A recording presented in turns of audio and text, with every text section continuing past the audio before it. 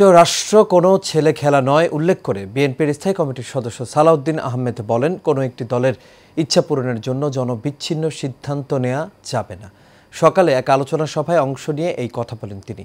জনগণকে বিভ্রান্ত করতে কোনো আন্দোলন করা ঠিক না উল্লেখ করে আরও জানান, নির্বাচন বানচাল হলে ফ্যাসিবাদের উত্থান হবে। কাউসার আহমেদ রিপোর্ট করেছেন।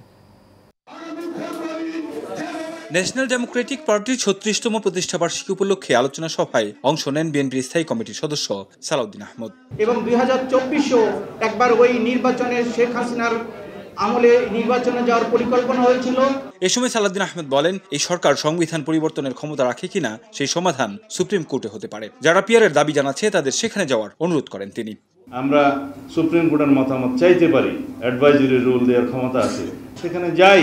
আমরা সুপ্রিম কোর্টের মতামত নেই যে কোনো প্রক্রিয়া আছে কিনা বৈধ, যে প্রক্রিয়ায় এই সাংবিধানিক আদেশ জারি করা যায়, কিন্তু তাতে আমরা একটি দলের অনীহা দেখলাম।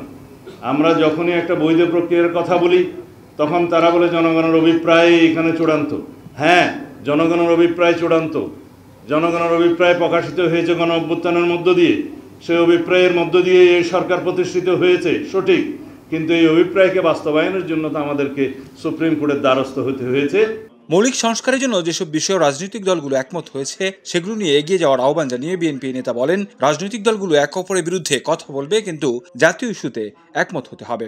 আমরা আশা করি সাংবিধানিক অংশগুলো যেগুলো সংশোধনের জন্য সবাই একমত হয়েছে, with some note of dissent, সেই বিষয়গুলো একটা বৈধ আইনানুগ এবং সাংবিধানিক প্রক্রিয়ায় আমরা গ্রহণ করতে পারব, সেই আশাবাদ আমি এখনও ব্যক্ত করি। সুতরাং গণতান্ত্রিক চর্চার মধ্যে আছি।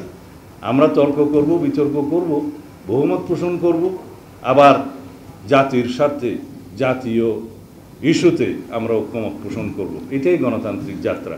পিয়ার পদ্ধতির দাবির আন্দোলনে যারা জামায়াতের সঙ্গ দিচ্ছে তাদের পরিচয় খুঁজে দেখার কথা জানান সালাউদ্দিন আহমেদ। রাষ্ট্র কোনো ছেলে খেলা নয়। 18 কোটি মানুষের ভাগ্য নিয়ে আমরা চিনিমিনি খেলতে পারি না। এই রাষ্ট্রকে একটি নিয়মতান্ত্রিক পদ্ধতিতে চলতে দিতে হবে। কাউসার আহমেদ, এশিয়ান টেলিভিশন, ঢাকা।